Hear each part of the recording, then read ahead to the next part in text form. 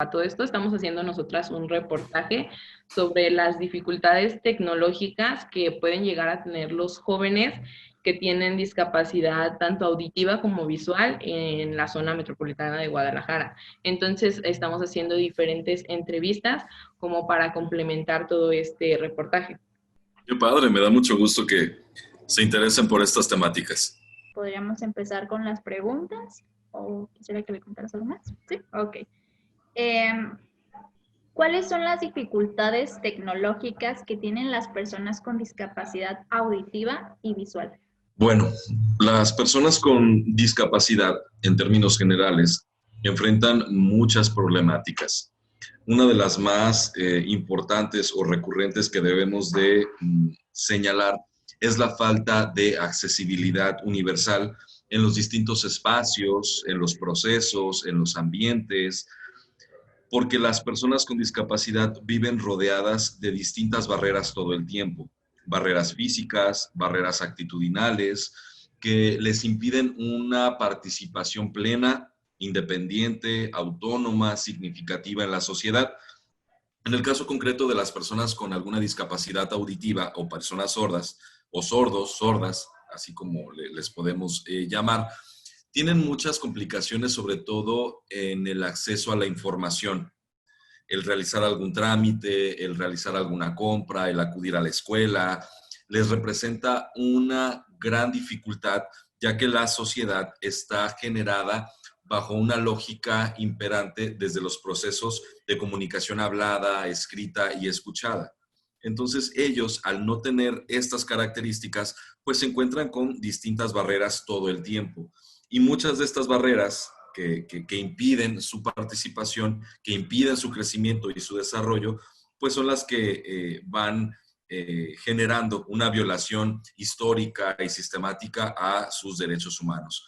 En el caso de las personas ciegas o personas con discapacidad visual, sucede algo muy similar. Si bien ellos pueden entablar comunicación, tienen también muchas dificultades para el desenvolvimiento pleno en los espacios. Por ejemplo, el poder tomar alguna ruta de transporte, el poder desenvolverse de manera segura en las calles, en los espacios, en los edificios y también en la información, sobre todo cuando hablamos de dispositivos tradicionales, como lo puede ser un libro o como lo puede ser un proceso de enseñanza convencional, ¿no? A través del pizarrón, a través de un proceso habitual de clase. Ahí encontramos muchas dificultades también para las personas con alguna discapacidad, sobre todo de tipo visual. Aquí las problemáticas que enfrentan, si se fijan, están encadenadas una con otra. La falta de accesibilidad nos lleva a falta de oportunidades laborales, nos lleva a vivir en cierto aislamiento, en cierta dificultad hasta de tipo emocional por no poder socializar y el saberse o sentirse distinto, y no porque sea malo ser distinto, sino porque la sociedad no está adecuada o diseñada para la diversidad. Y la sociedad históricamente ha señalado de manera negativa a quienes son diferentes. En este caso, las personas con alguna discapacidad. Otra de las problemáticas que también son muy recurrentes, pues es la falta de oportunidades laborales, ya comentaba, el acceso a la educación, el acceso a la salud, porque socialmente se sigue pensando, históricamente se sigue pensando que la discapacidad es una enfermedad que se debe de corregir o que se debe de tratar, cuando no lo es. Es simple y sencillamente una condición humana, es una condición distinta que requiere entornos y ajustes y ayudas muy particulares, pero que no son una enfermedad como tal. Entonces también muchos médicos, hombres y mujeres, personal del sector salud, pues está todavía con esa idea, porque así se ha enseñado en las universidades, de que las personas con discapacidad están enfermas y necesitan correcciones, necesitan medicamentos, necesitan tratamientos, cuando no. Son personas que sí tienen una necesidad de salud como la puede tener cualquier ser humano, pero que esta visión de enfermedad y de corrección pues no debe de estar. También otra problemática que enfrentan tanto personas sordas como personas ciegas es la falta de representación o de visibilidad en distintos espacios de actividad pública. Mucha gente piensa que cuando hablamos de discapacidad, pues hablamos de una minoría. Y lo digo entre comillas porque esta palabrita de minoría nos lleva a pensar o sentir de que son poquitas personas y que por poquitas personas pues no se debe de hacer algo, como si la cuestión de los derechos humanos estuviera sujeta a una mayoría. Aún así fuese una sola persona, es importante que como sociedad garanticemos su participación, garanticemos su presencia y su desarrollo.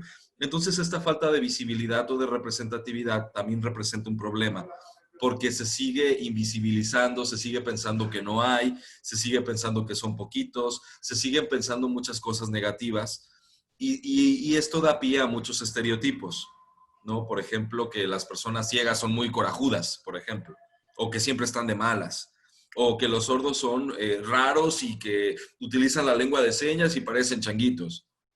Hay muchos estereotipos o malas ideas que mucha gente desafortunadamente tiene y que cuando se topa por primera vez con alguien que tiene alguna de estas discapacidades, pues está con miedo, confusión, no sabe qué hacer y sus únicas referencias son esos estereotipos. Entonces, entre más visible sea una persona, entre más visible sea esta comunidad, más natural y más normalizado será para los demás el poder convivir con alguien que forma parte de la diversidad. Entonces, regresando a la pregunta, ¿cuáles son las problemáticas? De manera muy general sería eso, ¿no? Accesibilidad, falta de accesibilidad, trabajo, educación, salud, el acceso a la justicia, la representación pública, la participación pública en la sociedad, en la vida cultural, en la vida deportiva. Si no tenemos esa visibilidad, créanme que esta agenda siempre va a estar rezagada porque hemos estado acostumbradas o acostumbrados a pensar que este tema no es importante. Porque como son poquitas personas, ¿para qué dedicarnos a eso? Entonces creo que estas son como algunas de las problemáticas. Y por último, también perdón, el que se pueda trabajar con los papás y las mamás. Porque el papá o la mamá o la familia en general puede ser o el principal promotor de la inclusión de esa persona con discapacidad o puede ser el principal obstáculo. Imagínate un papá o una mamá que se avergüenza de tener un hijo diferente. Un papá o una mamá que le tenga lástima al hijo. Un papá o una mamá que lo sobreproteja tanto que le haga creer que es un inútil. Esta actitud al interior de la familia es crucial para que una persona con discapacidad pueda valerse por sí misma en el mundo. Entonces, de manera muy general, me atrevo a decir que son las problemáticas que viven no solamente personas ciegas o sordas, sino personas con discapacidad en general. En general. Ya si queremos muy concretamente de las personas sordas, por ejemplo, faltan intérpretes profesionales en lengua de señas. Mucha gente cree que cursando un tutorial de YouTube de lengua de señas y se presenta como intérprete ya la hizo, ¿no? Ser un intérprete implica toda una formación, implica todo un seguimiento con la comunidad sorda, implica el estar capacitándose, formándose, tener una profesión. No es nada más, me metí un cursito de un mes o vi unos tutoriales en YouTube y ya soy un intérprete, no. Yo puedo hablar inglés muy bien, pero eso no me hace traductor, por ejemplo. ¿Sabes? Pasa lo mismo aquí. Otra problemática que viven las personas sordas es que cuando nace un sordo, muchas veces la familia lo quiere curar y lo lleva a que le inserten un aparatito que se llama implante coclear para que escuche, como si la sordera fuera una enfermedad que se deba de curar, cuando ese aparatito nunca cura a la persona, más bien le da una audición artificial y muchas veces defectuosa.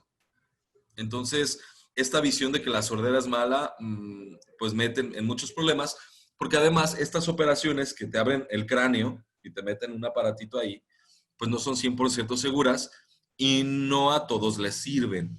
Entonces, esa problemática es muy fuerte y pues día a día va muy en crecimiento. Otra problemática que viven las personas sordas es que en muchos lugares no existen ajustes razonables, sobre todo en instancias públicas. Por ejemplo, en un hospital, si llega un sordo, pues ninguna enfermera sabe lengua de señas, ningún enfermero, ningún doctor o doctora. Afortunadamente, en los últimos años, esta situación ha venido cambiando, pero sigue siendo una gran problemática si lo vemos a nivel país, por ejemplo, con tantas desigualdades. También muchas personas sordas tienen dificultades para acceder a la educación, porque si bien le va a un sordo en México, solamente puede cursar hasta nivel secundaria. Ya ingresar a la preparatoria es un lujo, porque muchas instancias públicas o privadas de educación no cuentan con intérpretes, no cuentan con maestros sensibilizados, concientizados sobre esta comunidad, sobre el tipo de ajustes razonables que necesitan. ¿Qué será un ajuste razonable para un sordo?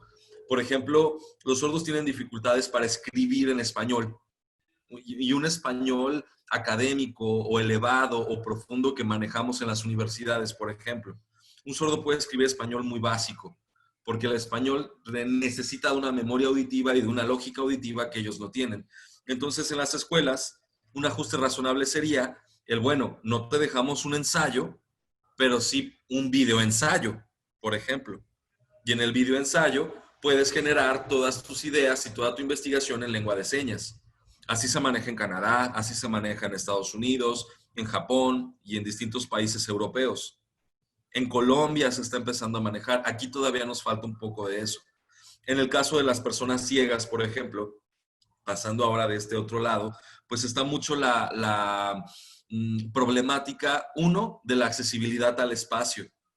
Si ustedes han visto lugares, hay lugares donde hay alarmas auditivas, hay guías podotáctiles que son líneas que se ponen en el piso para que el bastón pueda pasearse de manera segura en distintos lugares. También la colocación de mapas ápticos, que son mapas del lugar o del establecimiento con relieve para que con el tacto la persona ciega se dé una idea mentalmente de dónde está y de cómo moverse. Ese tipo de ajustes no existen en muchos lugares. También las personas ciegas, por ejemplo, sobre todo las que usan perro guía, todavía hay lugares donde no les permiten el acceso del perro guía. Entonces, esa es una problemática que también viven muy fuerte. Y bueno, también en la parte educativa se cree que con el braille se soluciona todo. Cuando hay personas ciegas que, uno, no saben braille. Dos, hay personas ciegas o con alguna disminución visual que prefieren los lectores de pantalla en los celulares, en las computadoras, y son tecnologías que muchas veces o son muy costosas, o las escuelas no las tienen, o los trabajos no los tienen, y eso incrementa una brecha de desigualdad entre quienes tienen discapacidad y quienes no la tienen. De manera muy general, y creo que ya me excedí un poco, es eso, chicas. Sí. Comentabas, de hecho, esto de que hace falta como visibilizar más a esta parte de la población, y yo te preguntaría aquí, ¿crees que las tecnologías nos ayudan a que se vaya visibilizando más y como de qué manera? ¿Y qué podríamos hacer también nosotros como parte de la sociedad oyente para visibilizar más a estas personas? La tecnología ayuda de manera muy importante para la inclusión de personas con discapacidad. Eso es un hecho. La tecnología permite, por un lado, que sus propias voces y sus discursos, sus ideas, sus historias puedan ser visibles y ya no haya personas que hablen por ellas, sino que ellas mismas de manera directa puedan comunicarse en el mundo y puedan saberse en el mundo y relacionarse con otros en el mundo. Esa es una gran ventaja. Existen varios blogs, comunidades virtuales, páginas de personas con discapacidad donde comparten sus testimonios, donde comparten sus cortometrajes, donde comparten sus documentales, donde comparten sus labores desde sus colectivos o asociaciones en aras de invitar a otras personas con y sin discapacidad a que se sumen. La comunicación desde este punto masivo, público, visible, para esta comunidad ha sido posible gracias a las tecnologías que posibilita el Internet. Las tecnologías tradicionales, la radio, la televisión, la prensa, lamentablemente durante muchísimo tiempo pues no daban visibilidad a este grupo y a muchos otros grupos, ¿no? Hablamos de grupos indígenas, de la diversidad sexual, colectivas feministas. Muchas de estas expresiones sociales no tenían representación, pero el Internet ha posibilitado eso. Las redes sociales, las plataformas de video lo han hecho y eso es algo muy bonito. Lo cierto es también que tenemos una gran brecha digital en México y muchas personas todavía no tienen acceso a Internet, no tienen acceso a un teléfono o a una computadora y muchas de esas personas seguramente tienen discapacidad. Simplemente en Jalisco, de las 600,000 personas que tienen alguna discapacidad, imagínense, el 53% no vive en la zona metropolitana de Guadalajara. Viven en los municipios, en los ranchitos, en la sierra. Entonces, muchas personas que tienen discapacidad y que no viven en la ciudad, pues no tienen acceso a esta tecnología y esperemos que les pueda llegar. Eso por un lado. Por el otro, existen muchas aplicaciones o páginas o servicios también en Internet para que apostemos e implementemos entornos accesibles. Por ejemplo, lectores de pantalla para personas con alguna discapacidad visual, señalética para personas con alguna discapacidad auditiva o señalética táctil, ¿no? Que te dicen cómo irla generando. También hay muchos cursos sobre cómo generar entornos accesibles y los puedes encontrar en línea. También la educación en línea ha sido una gran oportunidad para muchas personas con discapacidad porque las plataformas como Moodle, por ejemplo, cuentan con muchos parámetros de accesibilidad para que un lector de pantalla lo pueda traducir, por ejemplo. O está el JAWS, que es una también tecnología, seguramente la conocen ustedes, que permite la lectura de textos para personas con alguna discapacidad visual. También existen algunos servicios de lengua de señas mexicana a distancia. Hay agencias o intérpretes que dan ese servicio de manera profesional, en algunos casos hasta de manera gratuita, para poder atender necesidades de personas sordas. O también este servicio de closed caption o de subtitulado automático, que también permite que personas con alguna discapacidad auditiva puedan acceder a la tecnología. La tecnología nos ha ayudado mucho, es cierto. Se necesita que más gente sepa cómo utilizarla, sobre todo las propias personas con discapacidad, y que también las mismas universidades pues sean promotoras de estas tecnologías para que las y los estudiantes puedan tener esas competencias profesionales y las implementen en sus trabajos. Creo que eso es algo importante. ¿Y qué podemos hacer como sociedad? En primer lugar, el no tenerle miedo a la diversidad. Eso es un tema crucial. En segundo punto, el generar espacios para que todas las personas, sea cual sea su condición, puedan estar presentes.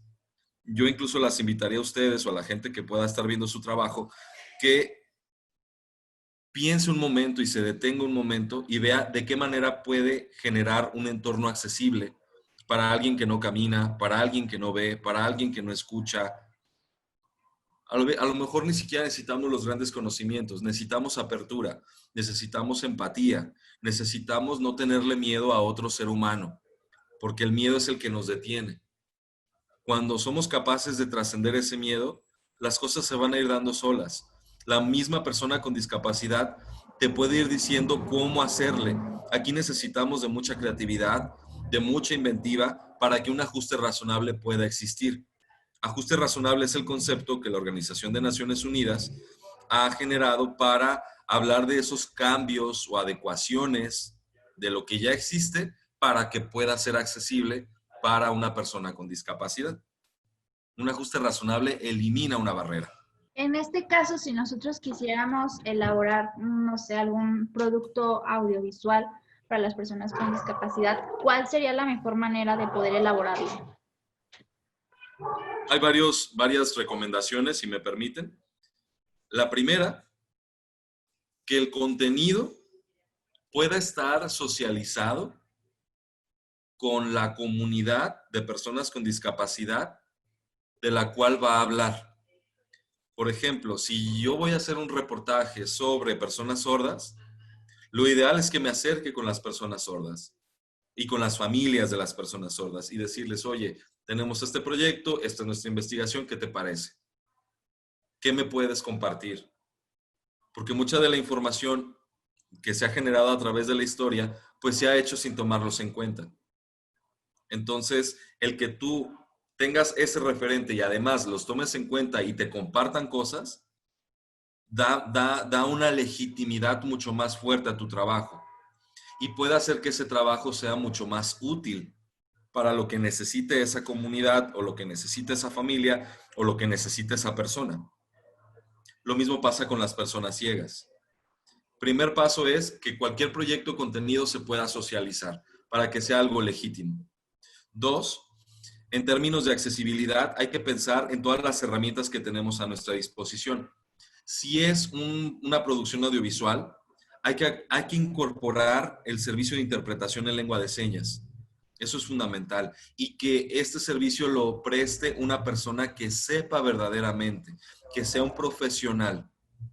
Hay asociaciones civiles, hay colectivos donde se especializan de manera muy puntual en esto, en esta actividad, y están con toda la disposición y el gusto de apoyar proyectos que sean para el propio beneficio de la comunidad. Entonces, aquí una sugerencia es incorporar un cuadro, no chiquito, porque de pronto lo ponen súper chiquito y no se ve, o sea, un cuadro con dimensiones considerables.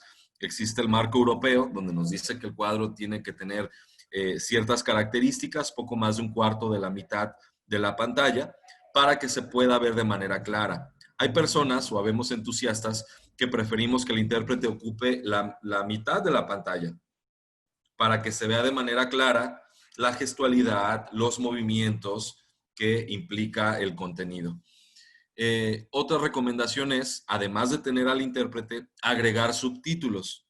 Subtítulos en español, dado que es el idioma mayoritario en nuestra sociedad al menos, hay que agregarlos y también agregar audiodescripción. Esto para personas con alguna discapacidad visual y sobre todo en aquellas escenas o momentos donde no hay voz y donde la imagen nos está dando información. La audiodescripción describe qué es lo que se está viendo y eso le sirve a una persona con discapacidad visual para acceder a la información. Esto es en una producción audiovisual. Si estamos hablando de un texto y si este texto se va a publicar en una página web, es importante que el texto no esté en imagen, sino que esté óptimo en HTML para que el lector de pantalla lo pueda ir leyendo con esa voz electrónica muy bonita para que la persona con discapacidad visual, pueda acceder a ese contenido. También las fotografías que pongamos en la página deben de tener una descripción para que el lector de pantalla pueda saber qué es lo que está diciendo esa foto. Tú insertas la foto y le agregas una descripción y así el lector de pantalla lo dice. O bien generar también un clip de audio de ese contenido y ponerlo ahí abajito para que la persona lo pueda escuchar. Existen parámetros de accesibilidad web. De hecho, hay una empresa muy importante en ese sentido en nuestro país con la cual hemos tenido contacto que se llama Here Colors. No sé si la han escuchado. Ahorita les escribo el nombre en la pantalla. Se llama Here Colors y ellos han generado todo un esquema de accesibilidad web bastante importante que sirve para, por ejemplo, personas con disminución visual, ¿no? Que el texto se pueda hacer mucho más grande, o para personas que tienen alguna situación de daltonismo, también con la cuestión de los colores, también el acomodo de figuras, de esquemas, todo eso puede servir. También en los textos ayudaría mucho el utilizar estos esquemas para las personas sordas. Existe algo que se llama formato de fácil lectura. El formato de fácil lectura, además de ayudarle a los sordos, le sirve a las personas con autismo o con alguna discapacidad intelectual como el síndrome de Down, ya que el formato de fácil lectura resume, de alguna manera, lo digo así, el contenido de una forma mucho más clara, sencilla y concreta. Incluso gente que no habla español, por ejemplo, puede recurrir al formato de fácil lectura para que le quede más claro de qué se trató ese contenido, ¿sí? Esto si hablamos de páginas web. Si hablamos de publicaciones en Facebook, por ejemplo, o en Twitter, o en Instagram, sí es muy importante que todas las fotografías que subamos lleven una descripción. Yo he visto, por ejemplo, que hacen flyers para promocionar eventos y en el flyer viene toda la información. Pero una persona ciega, por ejemplo, con su lector de pantalla, pues no sabe qué dice ese flyer porque el lector de pantalla no tiene una descripción para imágenes. Entonces aquí en el post, en el copy, hay que poner lo que dice el flyer, aunque se vea repetitivo, eso nos garantiza que la información le va a llegar a todos y nos garantiza que la comunicación sea funcional. Lamentablemente, muchos profesionales de la comunicación se pierden más en lo estético que en lo funcional, cuando nuestra labor debe ser funcional para todas las personas. Entonces, ahí sí es importante que hagamos eso. A mí me han dicho, oye, tus videos de lengua de señas duran media hora y nadie los va a ver. Pues es que el público de ese video sí lo va a ver, te lo garantizo. No será un público no será un público masivo, es un producto de nicho, pero va para la gente a la que tiene que ir. Entonces, creo que estas son algunas de las recomendaciones, sobre todo pensando en personas ciegas y personas sordas. Y también es importante que la representación que hagamos de estas personas sea en cuestiones de dignidad. Yo he visto muchos reportajes, chicas, donde, por ejemplo, hablan de discapacidad visual y los encuadres de pronto son los pies y el bastón, o el perro, o los lentes, y nunca ves a la persona completa. Como si redujéramos con el lenguaje visual una realidad a ciertos elementos. Sí, son elementos característicos, pero el hecho de que lo representemos así, seguimos fomentando la idea de que la persona ciega es un bastón o un perro y ya. Y no, es un todo. Es una persona con sentimientos, con aptitudes, con habilidades, que se abre camino como cualquier otro ser humano. Lo mismo pasa cuando representamos de manera visual a una persona sorda.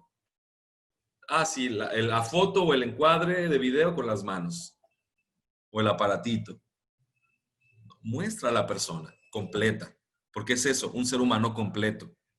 Entonces también esa lógica visual que usamos para representar la realidad es muy importante y lo señala la propia antropología visual, que debemos de representar a una comunidad de la diversidad, pues desde su complejidad y su totalidad.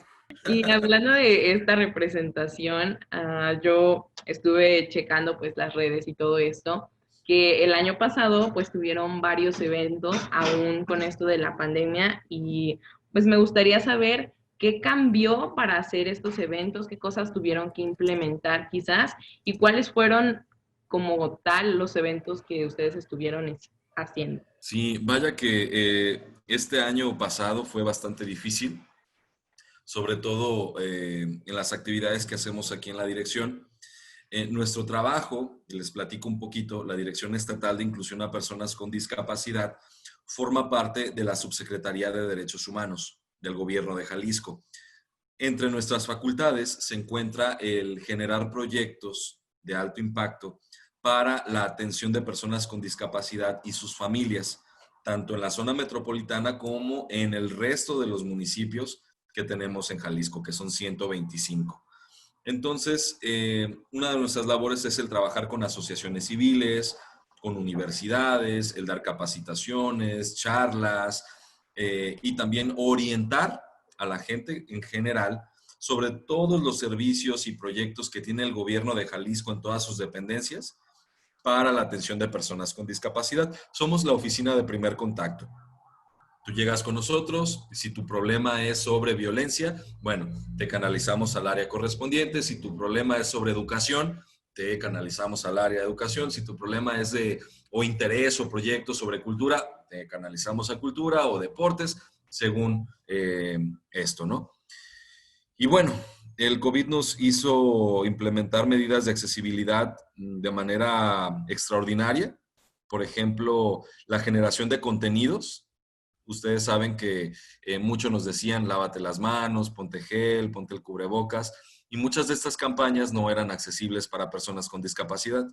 Entonces las pasaban en televisión, en redes, y mucha gente no sabía ni qué onda.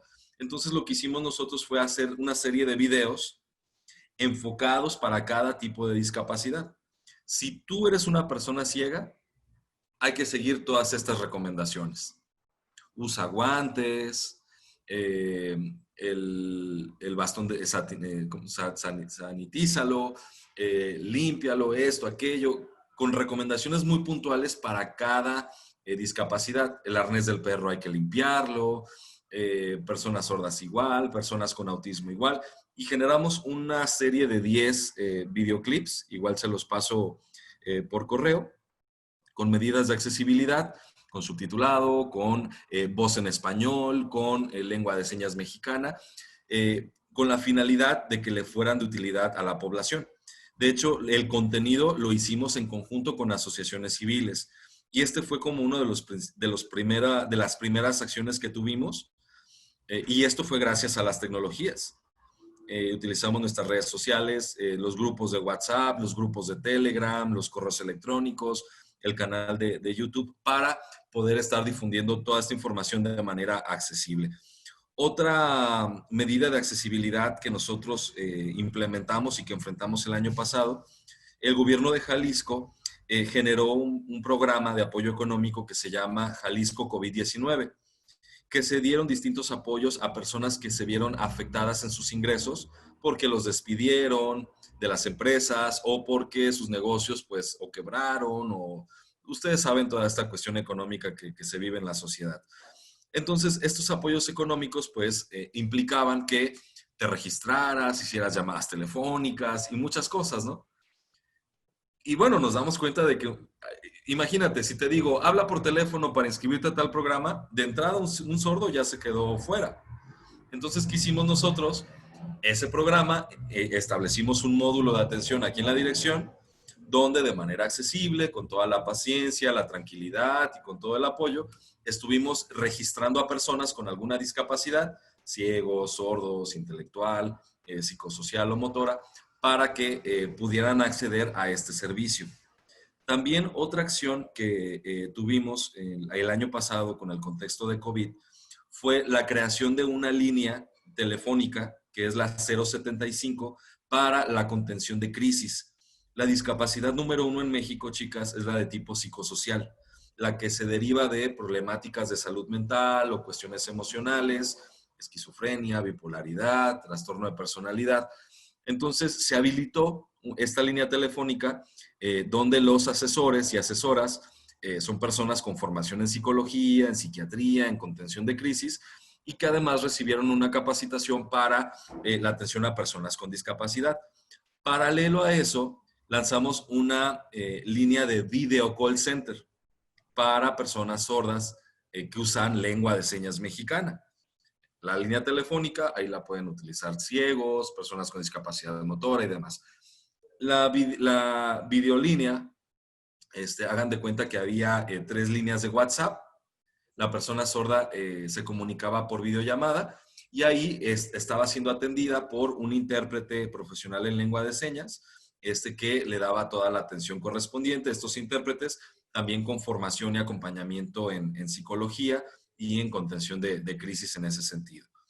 Otra acción que tuvimos y también que le agradecemos mucho a la tecnología por todo su apoyo, pues fue la parte de las despensas. Hubo un programa que se llama Jalisco Sin Hambre que se implementó desde el DIF y bueno, además de las líneas telefónicas para solicitar una despensa, también implementamos otro video call center para que personas sordas también pudieran solicitar su despensa, sobre todo quienes se quedaron con alguna problemática. Y así les puedo comentar de muchos problemas que estuvimos atendiendo de manera urgente. Y bueno, ya a finales de año que estaba como un poquito más controlada la situación, lamentablemente se desmoronó otra vez, pero muy al final, ustedes saben, el 3 de diciembre es el Día Internacional de Personas con Discapacidad. Ese día o en esa semana, nosotros abrimos una serie de actividades, cuidando la sana distancia. Hicimos varios seminarios en línea a través de Zoom, con streaming en Facebook. Y estos seminarios pues contaban con interpretación en lengua de señas, contaban también con participación de personas con discapacidad. En algunos pudimos implementar el servicio de subtitulado. Y esto fue bastante importante porque además no solamente garantizamos la participación de personas que viven en la zona metropolitana, sino también en los municipios. Gente del norte, gente de los altos, de la costa, del sur, que de pronto en Guadalajara tenemos la mala costumbre de pensar que Jalisco es Guadalajara y ya, cuando no. Jalisco son 125 municipios y los municipios de las afueras pues necesitan muchos proyectos, mucha atención y gracias a las tecnologías hemos podido también fortalecer nuestra presencia y cercanía con ellos. Mencionaste de varios de los programas que ustedes implementaron para que las personas con discapacidad pudieran llamar. Pero aparte de esos programas, ¿hay más que el Estado otorgue hacia las personas? ¿O no hay tantos en su mayoría? Bueno, hay varios programas y de distintos tipos. Aquí cada secretaría tiene una serie de apoyos o programas según las agendas que tocan. Por ejemplo, la Secretaría de Igualdad Sustantiva entre Mujeres y Hombres es la secretaría que se encarga de los temas de violencia de género. Atención a mujeres violentadas, a madres de familia, como toda esta parte de las mujeres, la cuestión feminista, todo eso ahí lo atienden. Y esa secretaría tiene varios programas que buscan apoyar a la población y desde luego todos los programas deben de estar abiertos a todas las personas que viven en Jalisco. Entonces, si esa secretaría tiene un programa de apoyo a jefas madres de familia, si llega una mujer sorda que es jefa madre de familia, puede participar para recibir ese apoyo. O si llega una mujer ciega que es madre de familia, puede participar en ese programa. Hay otro programa ahí que se llama Fuerza Mujeres, que está enfocado a mujeres emprendedoras que tienen negocios. Entonces, si llega una mujer con discapacidad que tiene un negocio, es candidata a participar en ese programa. Desde luego, cuando llega alguien con discapacidad a cualquier dependencia, por ejemplo esta, nos contactan a nosotros y nos dicen, oye, nos llegó una señora ciega, ¿qué hacemos? Ah, ok, nosotros vamos, les decimos, mira, haz estos ajustes para que la persona pueda participar en la convocatoria. O sea, si le pides que hable por teléfono y es sorda, pues de entrada estamos mal. Pero si ya identificaste que está ahí esta persona, te mando al intérprete de lengua de señas que tenemos en la dirección. ¿Sí me explico? Y así cada secretaría tiene sus distintos apoyos. Por ejemplo, hablando de otra secretaría, la Secretaría del Sistema de Asistencia Social, que es donde está el DIF. El DIF está en esa secretaría. Ellos tienen mucho temas de asistencia social como despensas, cobijas, que el apoyo para el camión con las tarjetitas nuevas que ya no se llaman Viene Vales. ¿Sí han visto esas tarjetitas como amarillas con verde? Mi Pasaje se llaman. Ese programa también está abierto a personas con discapacidad y cuando llega alguien o la gente con discapacidad quiere participar, nos contacta a nosotros y damos el vínculo y hacemos los ajustes necesarios para que la persona se pueda registrar. Hay programas de todo tipo. Van desde apoyos personales directamente a quien lo solicita o apoyos a asociaciones civiles, que son asociaciones o colectivos que se comprometen a desarrollar un proyecto. Hay apoyos que se dedican o se enfocan a microemprendimientos, ¿no? Las pymes famosas. O hay apoyos o programas que se enfocan a artistas. Por ejemplo, la Secretaría de Cultura, en el contexto de pandemia, lanzó un programa que era para apoyo a artistas. Y nos dicen, oye, queremos también llegar a los artistas con discapacidad. Porque hay muchos sordos, por ejemplo, que son excelentes fotógrafos, que son actores o actrices, o hay personas ciegas que cantan súper bien o tocan algún instrumento, o sordos ciegos que hacen cosas maravillosas, y así en general, ¿no? Entonces, con este programa de cultura, lo que nosotros hacemos es, pues, hacérselo llegar a la gente a la que le pueda convenir. Hay programas dirigidos a jóvenes, por ejemplo, y hay muchos jóvenes con discapacidad. Entonces, hay distintos tipos de programas y niveles. El que va de apoyo económico inmediato, al que va como a tipo proyectos, al que va a tipo como iniciativa privada, pymes, empresas. Hay programas que van tipo estancias académicas, por ejemplo, o concursos de tecnología. Según el programa, nosotros hacemos como rastreo y lo socializamos con las personas con las que tenemos contacto. De hecho, la dirección de inclusión tiene contacto con más de 230 organizaciones civiles. Tenemos un servicio de correo electrónico y también varios grupos de WhatsApp donde les mandamos toda la información. Y bueno, también de manera personal, pues atendemos a la gente con orientación y demás para que según su necesidad, pues decirle, mira, este programa te puede servir o esta dependencia te puede servir y así. Nosotros aquí en la dirección tenemos un programa que es para apoyo a asociaciones civiles. De hecho, Segunda Mirada ha participado en ese programa y ha ganado ese programa. ¿En qué consiste? Lanzamos la convocatoria, la asociación la revisa y es para que la asociación haga un proyecto. El proyecto debe de ir orientado a el bienestar de personas con discapacidad. Por ejemplo, Segunda Mirada presentó un proyecto muy bonito que es un taller de cocina, pero no es un taller de cocina y ya, o sea, no, es el taller de cocina donde se le enseña a la persona sordociega a cómo moverse, a cómo ser independiente, a cómo quitarse ese miedo y prender la estufa, picar la cebolla, hacer preparados, el convivir con otros. Esa parte está súper padre y abona a la independencia. Otro proyecto, por ejemplo, que hemos apoyado, una asociación de la comunidad sorda que se llama Educación Incluyente. Ellos conformaron un grupo muy grande de intérpretes. Gracias a ellos tenemos en Jalisco el radar de aproximadamente 69 intérpretes.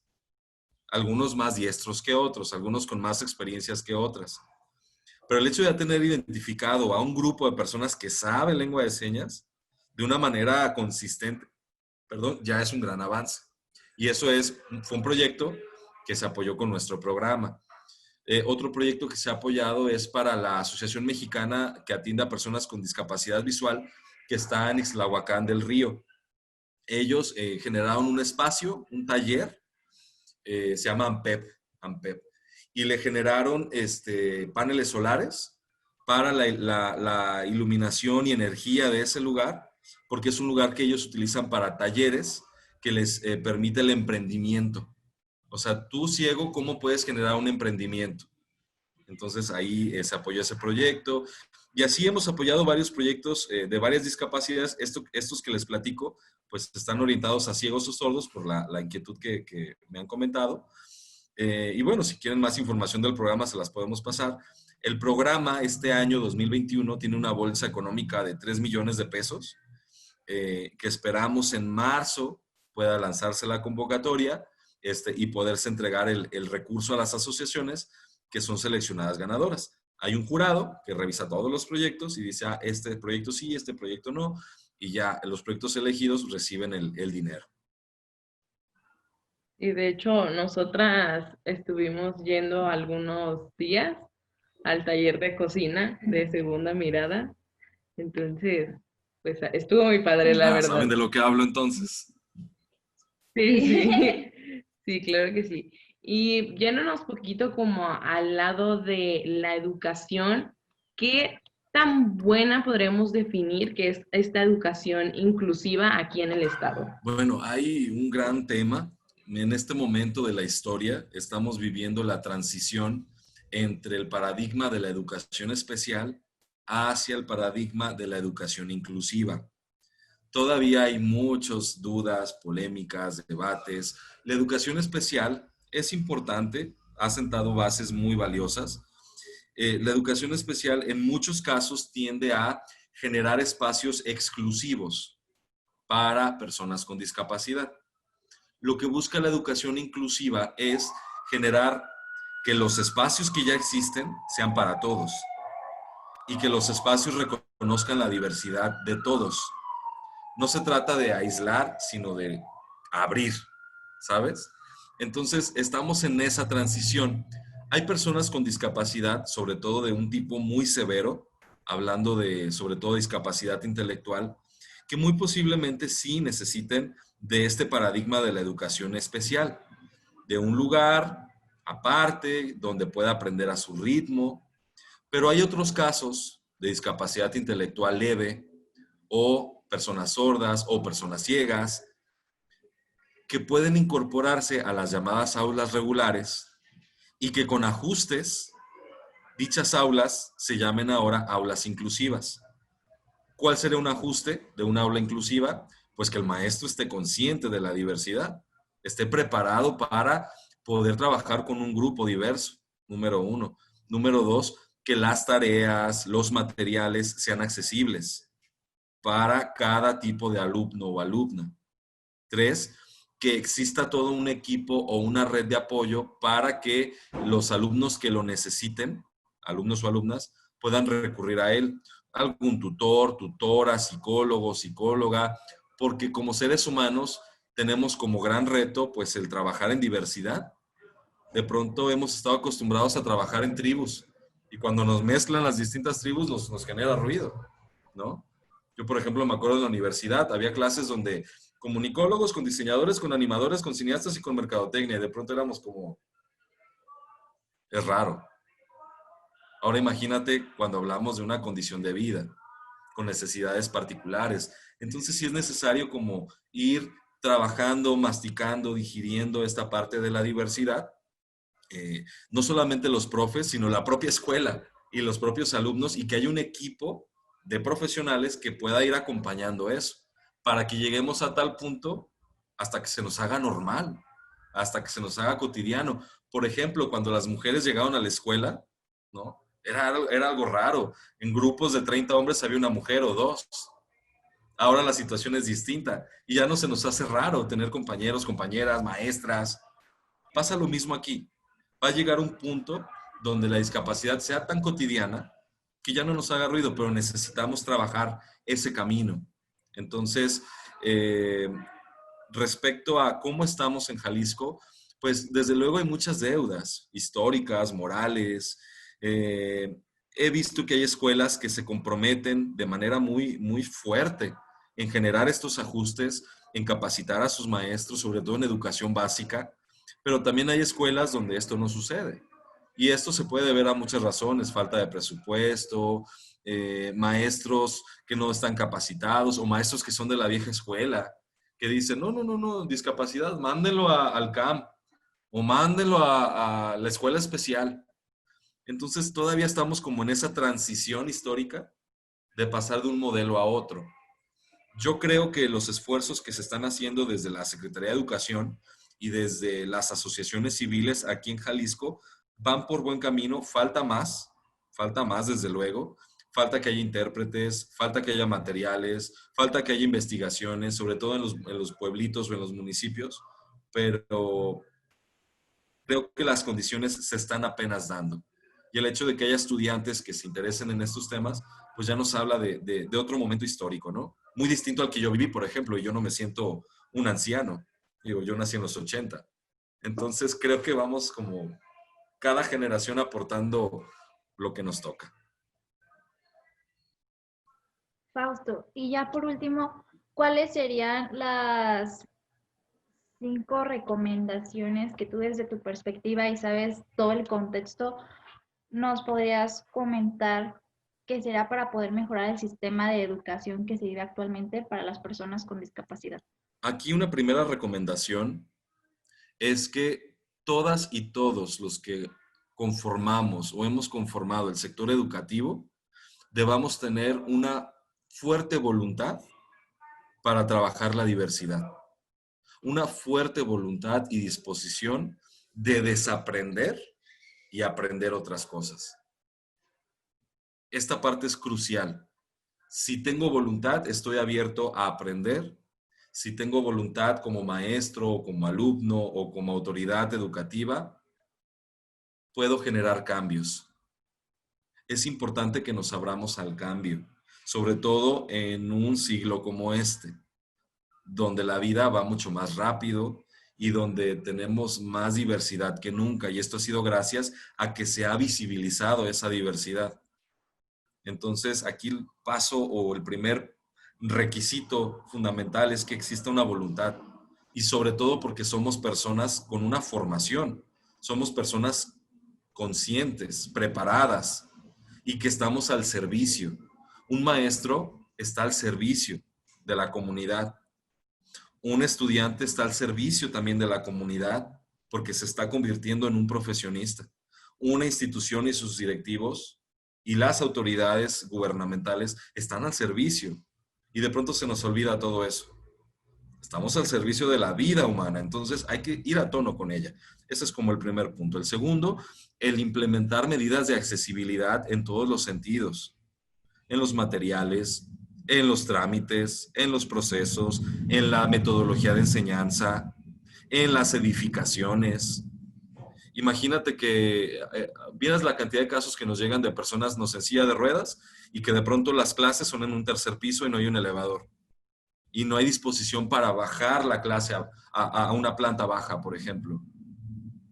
Aquí estamos hablando de accesibilidad, que en esos casos hagamos esos ajustes y que también implementemos en medida de nuestras posibilidades y poco a poco esto, rampas, sistemas de alertamiento, reglamentos internos, y que también veamos que existen muchas necesidades, esto como tercer punto, desde la interseccionalidad.